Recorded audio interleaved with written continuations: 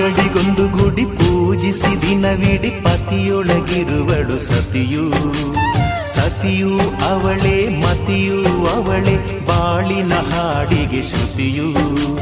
ಪತಿಯ ಏಳಿಗೆ ಸತಿಯ ಕೈಲಿದೆ.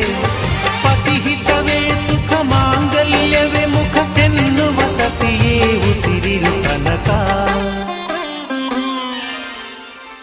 ಸುಮತಿ ಸುಮತಿ ಶ್ರೀಮತಿ ಆರು ಗುಣಗಳೇ ನಿನಗಾರತಿ. ಮನಕ್ಕೆ ಒಡತಿ ಮನೆಗೆ ಗರತಿ.